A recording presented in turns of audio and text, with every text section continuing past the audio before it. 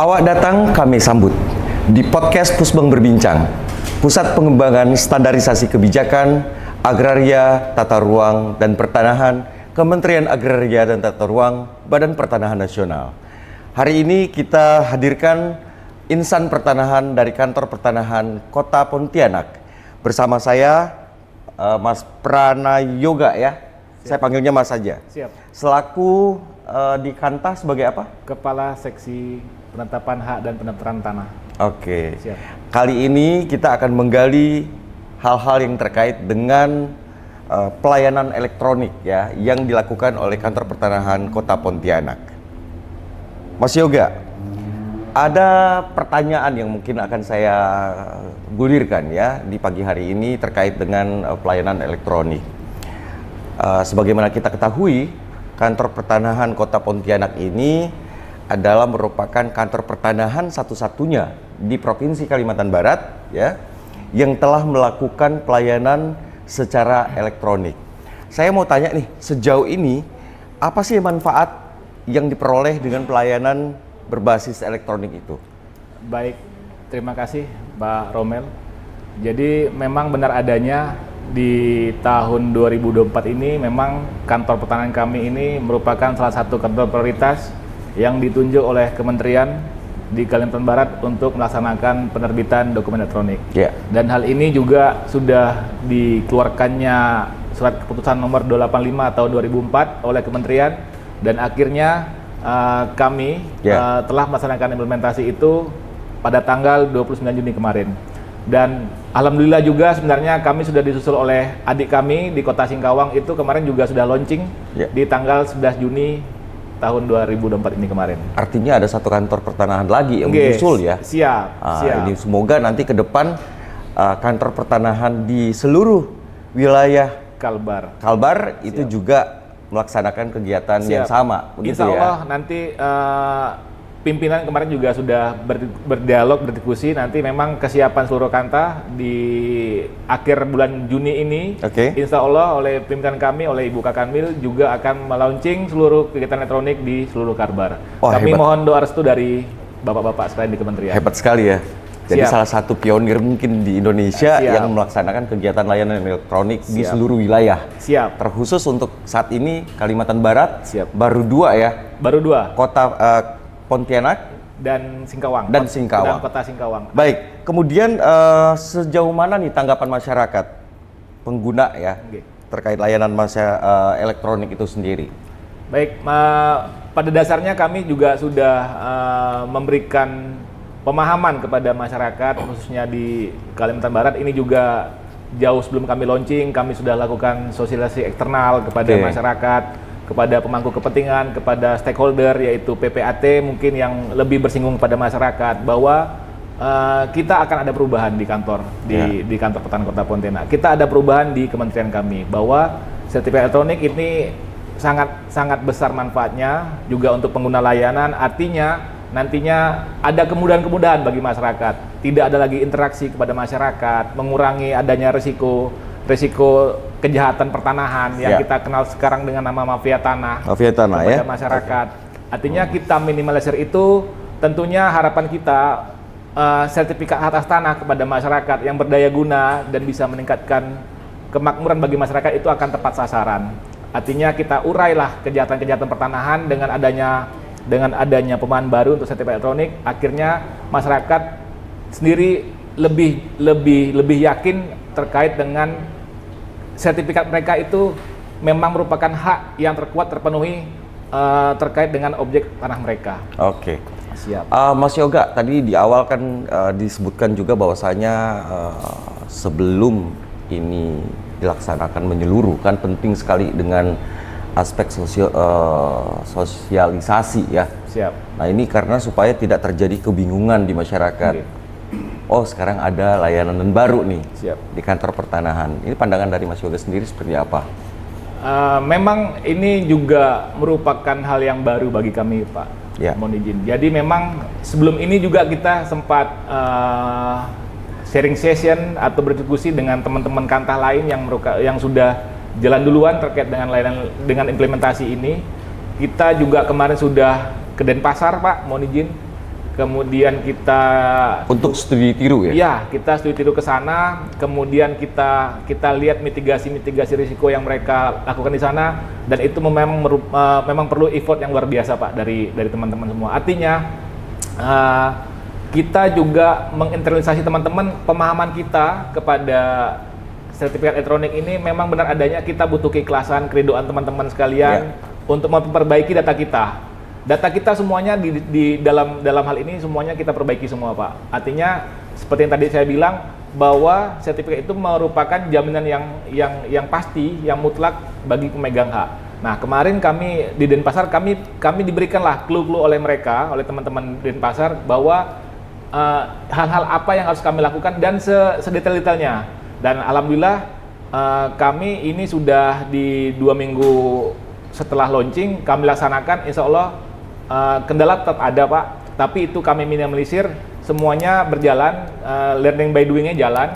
Artinya ya tidak lain tidak bukan, ini semuanya demi kepuasan dan pelayanan kepada masyarakat Ya, Pak. bagus banget ya, lesson learning-nya itu bisa mengenal lebih jauh apa saja sih yang perlu dipersiapkan. Sejauh ini persiapan dari Kantah Kota Pontianak terkait layanan ini apa yang sudah dilakukan? Baik, kami itu laksanakan ada beberapa poin yang kami laksanakan, ada internalisasi, kemudian kami juga udah mengecek sarana prasarana.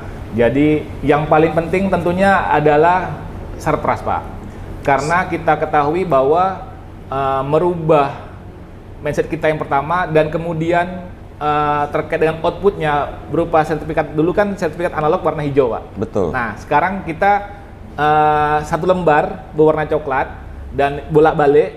Nah ini kita juga harus ada ketersediaan belangko sertifikatnya. Kita kemarin melalui Kasubag juga sudah meminta belangko kepada Kanwil, dan alhamdulillah sudah terkirim ke kami. Kami minta karena perlainan satu bulannya itu ada sekitar 800 sampai 1000 permohonan di kantor pertanahan Kota Pontianak. Jadi artinya kalau dulu setiap pelayanan sertifikat yang hijau itu bisa dilakukan terus-menerus, sekarang ini setiap kegiatan per edisi kegiatan pelayanan itu cetak sekali.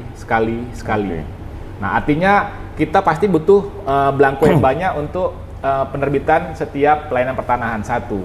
Kemudian yang kedua, juga kita perlu media yang jelas, yaitu printer. Printer ini memang kemarin yang disampaikan oleh Kementerian itu printernya jenisnya duplek, bolak-balik Pak izin. Dan kemudian ini tinta yang nanti di print dalam belangko itu, tintanya itu tinta yang tidak luntur dan tidak bisa dihapus dengan menggunakan media apapun Pak, mohon izin. Dan ini sudah kita buktikan. Jadi setelah kita tuangkan, ini balik lagi ke akurasi keamanan ya. Siap. Izin kalau kita tuangkan air di sana, kita gosok itu memang tidak hilang Pak. Nah intinya ini memitigasi risiko, kembali lagi adanya misalnya nanti bencana alam yang kita tahu seperti tsunami, terus kemudian kebakaran kantor pertanahan. Artinya semua itu bisa kita mitigasi. Pemohon tidak perlu lagi untuk melakukan ganti belangko karena rusak ataupun ganti belangko karena hilang, karena semua itu bisa terafiliasi dalam sertifikat elektronik ini Pak. Baik, kalau target yang ingin dicapai oleh Kantah Pontianak sendiri itu di tahun 2024 ini apa nih? Sebenarnya di Kota Pontianak sendiri ada sekitar 211.000 jumlah buku tanah yang masih aktif. Dan kemarin juga dengan teman-teman dari pengukuran kita sudah evaluasi, kita sudah cek bersama, memang itu sekitar 200.000 buku tanah yang masih aktif. Artinya ada sekitar 200.000 nanti buku tanah yang akan kita lakukan alih media, atau bahkan memang ada pelayanan pertanahan terhadap jumlah buku tanah sebanyak itu di kantor pertanahan. Dan harapannya semua bidang tanah di Kota Pontianak itu yang sudah bersertifikat itu harapannya bisa semua kita elektronikan. Artinya itu untuk memitigasi dan minimalisir terkait dengan kerusakan atau bencana yang tadi saya sampaikan, supaya masyarakat tidak lagi bingung ataupun resah misalnya sertifikatnya hilang, dicuri, rusak ataupun terbakar. Jadi harapan kami di Kota Pontianak ini semuanya sertifikat atas tanah di Pontianak semua bidang tanah tersertifikat, terpetakan dan sudah bisa dielektronikkan. Oke. Tentu dalam pelaksanaan kegiatan ini itu banyak kita temui ada hambatan, kendala ataupun persoalan yang harus kita pecahkan ya. Demi suksesnya pelaksanaan layanan elektronik. Siap. Sejauh ini apa sih kendala yang dihadapi teman-teman semua di sini? Kendala yang dihadapi yang paling besar adalah merubah mindset. Merubah mindset. Merubah mindset. Oke. Merubah di internal saja? Di atau? internal kami. Oh, di internal. Merubah. Memang kalau kita pengen merubah suatu pemahaman baru, artinya kita harus merubah itu dari diri kita sendiri, Pak. Ya. Mohon izin, dalam hal ini mungkin kita merubah dulu dari mindsetnya dari kantor pertanian sendiri. Artinya kita berikan pemahaman kepada teman-teman di kantor, artinya nanti juga tersampaikan kepada masyarakat bahwa kita memulai hal yang baru. Nah, itu menurut hemat saya kendala yang terbesar. Kalau untuk alur pelayanan dan dalam pelayanannya itu tidak ada yang berubah, Pak, sebenarnya. Hanya mindsetnya yang memang kita rubah, kita berikan pemahaman kepada teman-teman. Kemudian kita juga karena hal yang baru kita masih butuh perbaikan dalam perjalanannya. Artinya peta-peta segala macam semuanya juga sudah kita perbaiki. Artinya semua itu harus menjadi satu dan tidak ada lagi ada kotak-kotak di kantor pertanahan karena terus terang kalau untuk kegiatan elektronik ini memang membutuhkan effort dan kerelaan sekali lagi saya bilang dari lintas sektor, dari tata usaha, dari seksi 1, seksi 2 dan seksi seterusnya 3, 4, 5 ini memang semuanya mempunyai sinergi yang baik agar pelayanan juga menjadi baik. Ya, artinya antara satu seksi dengan seksi yang lain dan peran dari Kasubag ya. Siap. Ini harus bisa saling membahu, bagaimana bisa bersinergi, kemudian melebur satu dengan yang lain dengan tidak terkotak-kotak begitu. Dan perlu juga sebenarnya, Mas, kalau menurut saya ada role model di situ. Role modelnya di sini siapa? Kepala Kantor Pertanahan. Kepala Kantor Pertanahan. Siapa namanya beliau? Bapak Arli Bukhari. Pak Arli Bukhari ya. Iya. Oke. Di bawah kepemimpinan beliau seperti apa? Alhamdulillah beliau setiap hari, setiap Sabtu dan bahkan setiap saat memantau kita untuk implementasi khususnya untuk layanan elektronik. Artinya apa sih yang kekurangan, apa sih yang harus kita penuhi, apa yang teman-teman butuhkan di kantor pertanahan agar layanan ini. Misalnya contohnya terkait dengan jaringan WiFi, terus kemudian dengan misalnya teman-teman juga butuh misalnya Pak saya butuh ke lapangan, butuh kendaraan, butuh apa. Nah, itu semua alhamdulillah sama dengan beliau itu semuanya sudah terpenuhi. Ya. Baik. Ini pertanyaan semakin ini ya. Siap. Semakin menarik ya. Untuk tahun 2024 berapa banyak target yang diharapkan bisa tercapai ini terkait dengan layanan elektronik di kantor pertanahan Kota Pontianak? Untuk pelayanan sendiri sebenarnya kita tidak bisa memastikan ya Pak ya. Untuk jumlah pelayanan artinya itu kan kembali lagi kepada pemohon berapa banyak yang masuk dan berapa banyak yang akan kita terbitkan. Namun seperti tadi yang saya bilang di awal, kantor pertanahan Kota Pontianak itu setiap bulannya ada sekitar 800 sampai dengan 1000 pelayanan pertanahan yang outputnya berupa sertifikat. Kalau kita kalkulasikan per tahunnya mungkin sekitar ada 10 ribuan jumlah sertifikat elektronik harapannya yang kita bisa terbitkan. Baik, terima kasih banyak Mas Pranayoga, Kepala Seksi Penetapan Hak dan Pendaftaran Kantor Pertanahan Kota Pontianak yang sudah bergabung di kesempatan Pusbang Berbincang siang hari ini. Kanta Kota Pontianak, jadikan sampai jadi. Pusbang SKTP, berbagi ilmu untuk semua.